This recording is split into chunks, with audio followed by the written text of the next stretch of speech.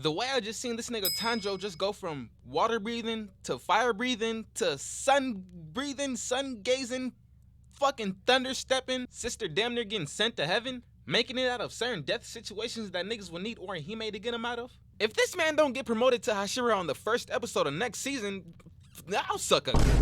And who would have thought Genya thug ass would have better chemistry with Tanjiro, somebody who he clearly didn't like, than two best friends would have in a zombie apocalypse. Damn it, bitch, I said let go! So we have a whole upper rank demon summit going on right now, but this shit really just an insane asylum for the niggas who ain't make it out the hood. We got a nigga who is forming TikTok clips, a schizophrenic lunatic, Mr. Misunderstood, this Ben 10 ass transformation for a demon, and this cute ass nigga who look like he'll beat the dog shit out you. Sound like a real nigga to me. So Doma start doing some 6-9 level provoking on Akaza for whatever reason. And here come Gyokko dick riding his way into this conversation. And you can tell Doma don't even want to talk to him for real. Doma saying how he's displaying a woman's head in the pot that Gyokko gifted him. First off, who even hands out pots for a gift? Second off, why did he get horny hearing how the pot's being utilized? But he don't even realize he giving Gyokko some sick ass ideas. He single-handedly birthed my man's whole career. Second biggest dick rider since this guy.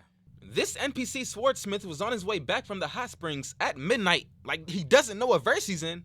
And whole time, Upper 4 and 5 already made their way to the swordsmith village. That was supposed to be a top secret location, but somehow Gyokko got the drop. And boy, these demons done full court pressed our motherfucking ass. This schizo lunatic decides to pop out the closet, and none of these niggas wasted no time trying to put this what looks like a corpse back in the grave. He experienced firsthand what it's like to be jumped in anime, and he decided to pull a Madara. The mixed personalities are now live in the flesh. This motherfucker hammers his staff into the ground like he's some type of Greek god, and it looked like Tanjiro was already about to bite the dust. Until we see Genya on the rooftop with a whole sawed-off shotty Hinde Itachi pose, and this nigga just start blinking shit. We haven't seen such talent since FaZe Gabby. He's been waiting to have a I'm him moment for his whole life. But this is just not that moment, cause how do we tell him? Tanjiro gets carried to a whole new battle stage, and Genya got humbled with the quickness. They threw his ass in one of these motherfuckers and put a bib on him. These niggas start having a one-on-one showdown in the air, and this nigga's just shoving his mixtape down Tanjiro's throat. Talk shit and get popped. Show up at the house like, what up, y'all? Hey, we rich in this bitch, you hear me?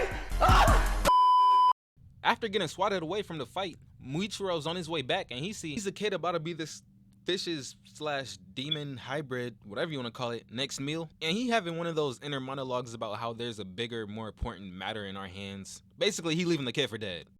Yeah, not only did Rengoku save me, Inosuke, and Zenitsu, he also made sure that none of the 200 passengers died on that Mugen train. And that's why he's my GOAT. And that conversation was all he needed to realize what it meant to be a hashira. We see Genya on his knees, blood all over that scythe, praying to the gods, but he ain't going to see Lord Joshin anytime soon. Blood thicker than cum, bitch. And it looks like he's out for the count. But wait, he's saying something. Hey yo, can we get some subtitles? It seems as though he's mimicking the 3D 2Y pose. But no, he turns into law and let niggas know that this is his room. So as who's gonna take bro head off like the 5th time, he get caught lacking by another strike of lightning, and he lets him know that thigh gon' strike him just as hard. And it's not looking too good for our runner-up, but don't count her out yet, cause she will and always has get back. But that's not nearly enough to satisfy her inner demon, as she makes her opponent draw one arm, calls Uno, then flawlessly hits him with the Uno reverse. Tanjiro running from this dog shit fight trying to go turn up with Nezuko, and as soon as he got back, he seen her in the nothing happened position. They recover and start fighting back, but bro came to get his get back ASAP. Man, I'm dead. Turns out Nezuko's half demon, half running back, cause she started booking it trying to find a way out, but then she spawned at the coordinates. She got put out of commission, now Tanjiro's the one carrying her. He running down this hallway, busted left, running for his fucking life. Tried to make another maneuver, but he couldn't make it. Now Nezuko buried in all this rubble and for some reason would not let go of Tanjiro's sword. And that shit looked like it hurt. But she was cooking though, cause in hindsight, this was one of the most wittiest 200 IQ plays we've seen from her. She really like a Kyrie, calculating every move with precise precision. Now we switch to Gyokko, and I don't know why he presenting himself like he's some type of scam artist, pitching his insane sales ideas to the public with the utmost pride in his work. just to show some niggas gang banging in the pot. Lock him up! He's a And I'm not even gonna lie, I kinda respect it. But Muichiro had enough of his shit and I can already see where this fight gonna go. This is gonna be on some Usopp and Chopper versus the mole rat in the barrack works from Alabasta type shit. Gyokko is still chatting about his prized possession, but Muichiro is not hearing none of that. He gets butthurt and finally gets the memo that we don't give a fuck, and spawns a rapid spitting needlefish that starts shooting at these bystanders. Muichiro turns into Thor's and Gyokko then gaslit his ass into a whole flashback, and with this build-up, I'm expecting something cold to transpire. This sorry-ass nigga gets trapped in a water prison jutsu. I think that's the first time a flashback didn't work to the character's advantage.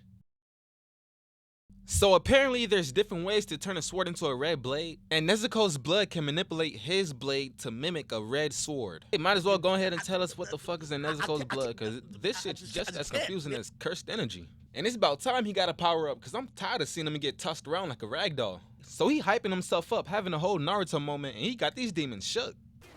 Never pick a mic up again, bitch ass nigga. Let's go blade for blade. My katana or your leaf on a stick.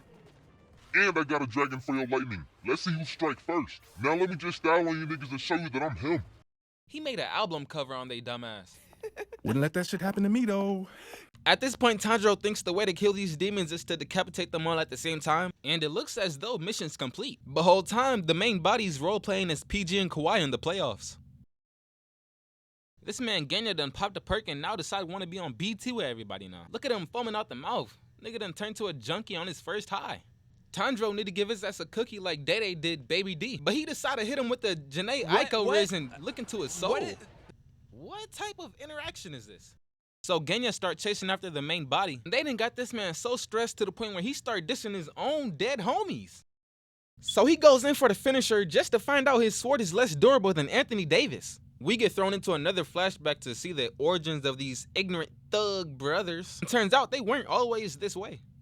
They had an abusive dad that got caught lacking in the hoods of the UK, and now they just left with one single parent figure.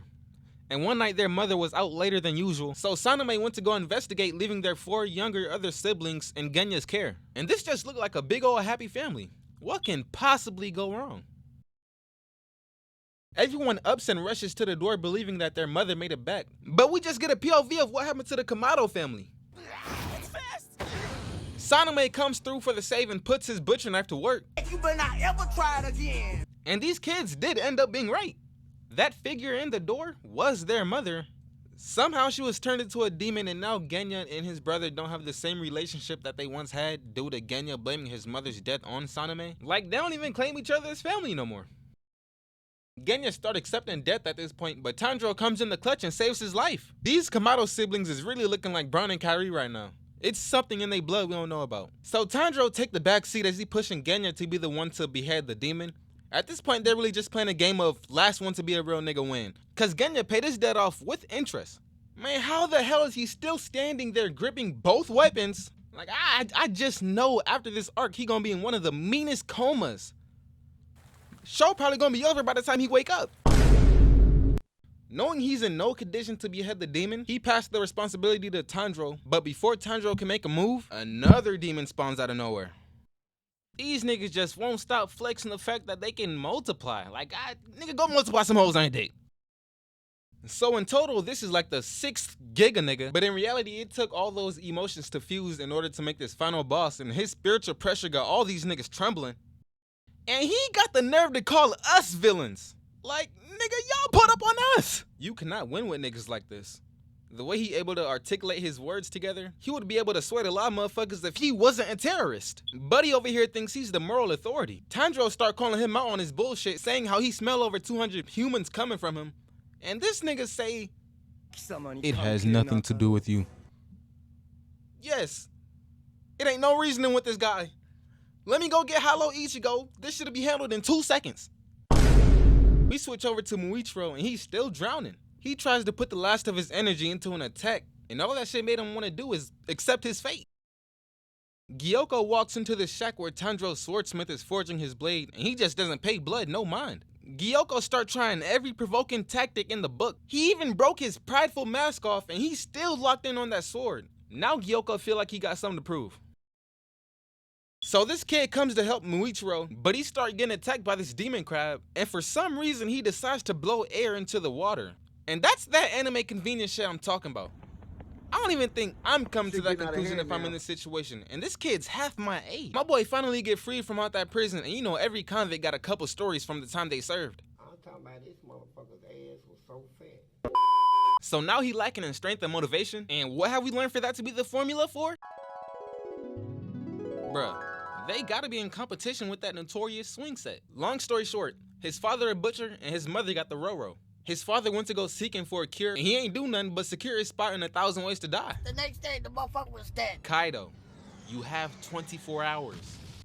Get back. He lost both his parents that night, and he ends up left with his twin brother who treats him like he's inferior to him. These niggas have like a Sasuke and Itachi relationship, but Itachi actually had a motive as to why he was a dickhead. A couple years go by and they doing their regular chores. Muichiro goes out to refill their water reserves at the lake, and he ran into this bad. He runs into the master's wife, who came to inform them about their heritage and about how they're descendants of these swordsmen. So she want to recruit him, but Big Mouth over here fucking up the connects. This man is content with living in misery rather than going and training and bringing that dog out of him to provide an actual service to the world. Hey man, I don't know who let him be group leader, but as twins, both their viewpoints should be valid. So it's a regular night. When is there ever a regular night? This man wake up hot as shit, so he do what anybody else would do. Yuichiro turns into Shanks but forgets he don't got Conqueror's Haki. Nigga ran to the corner. He thought these kids was gonna be pussy, but he ran into a dog. This nigga pulled up to get put down. Off screen. Fucking loser. Bro, this man really turned into Tenten and utilized every object he can find. Yuichiro is saying his last words, praying to the gods to protect his brother. And that's when Muichiro comes back to his senses, powers up and unlocks his mark. Not to ruin the moment or none, but he really just ulted on some fish. That's equivalent to Goku first going Super Saiyan against the Ginyu Force or some shit. The zesty nigga at that. So the final round of Muichiro versus Gyokko starts, and we finally get to see some real boxing. Demon Slayer's been the bottom boy of this generational long war for so long, I was starting to think Ubuyashiki let him in on good faith because of his ancestors. He realized Gyokko neck evasion game on Hall of Fame, so he goes for the tentacles and hit him so hard that it replayed 3 different times. Damn, he hit that nigga so hard he replayed 3 different times. Niggas really stopped the fight and get to roasting each other like they at the lunch table. Muichiro start breaking out of his antisocial back against the world emo phase and start having better comebacks than the LA Clippers. Look at this nigga shouting out his mouth, out his eyes, whatever the fuck. Whenever you got a nigga this mad, you know you got it in the bag. Gyokko get embarrassed to the point where he shapeshift from demon to snake. Nigga in competition with Orochimaru with how much he escaped death. These niggas was chatting, so long story short, that nigga got put in a spliff.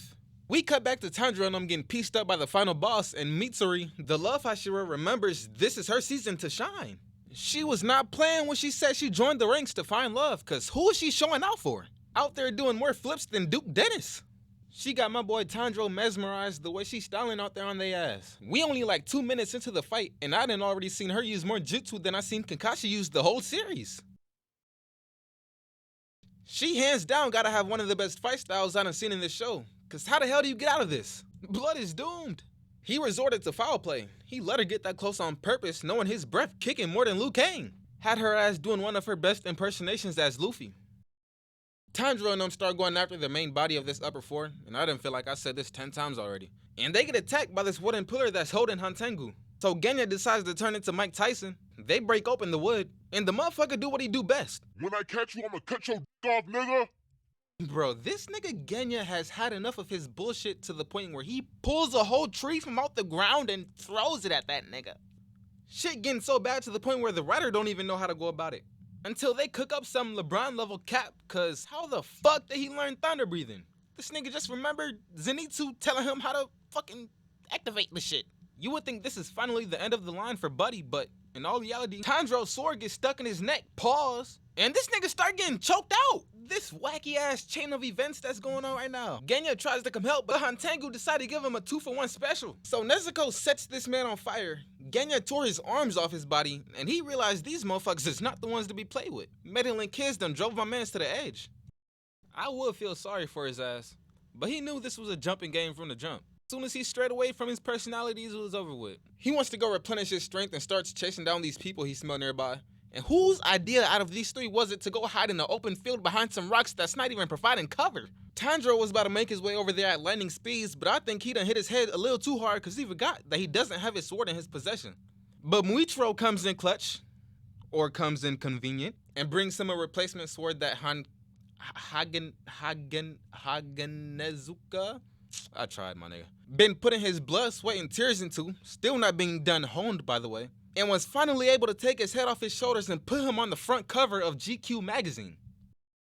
These niggas survived the first night at Freddy's and see the sun start coming up, but mission is not complete. We need to find some type of box, coffin, or even a fucking barrel, something to put Nezuko in, but her ass start tweaking. She points out that this motherfucker's still hanging on for dear life, so Tanjiro changed course and he go to finish him off for like the 100th time. But then Nezuko start getting cooked. Tanjiro already can't breathe for exerting too much of his chakra, been fighting all night, and just fell off a cliff so he already can't think straight, and has to face one of the hardest decisions he's ever had to make. This nigga frying his brains trying to come to a conclusion, and unfortunately he done met his wit's end. Nezuko puts that foot to use for the last time and kicks him away so he can go finish off the demon. And this time, he ought to be crazy if he think he can snake his way out of this one. Tanjiro sliding for his sister as fast as the Mexican cartel slid for El Chapo's son. All the pride he had in his emotions just to not be able to feel anything anymore. He really survived that long in broad daylight. Meanwhile, Akaza didn't even let daybreak crack. So he hit the Lil Durk special and fall to his knees, thinking that he lost his sister, until they decided to hit us with a Ray Allen level pump fake. Hello, motherfucker. And that's Demon Slayer Swordsmith Village for you. Muzan really want these niggas gone from existence, and will see to have the whole bloodline eviscerated, all because she was able to become a perfect demon, and Tanjiro just got earrings that give him immeasurable amounts of PTSD. I can't even imagine the amount of niggas that's about to get put on a t-shirt.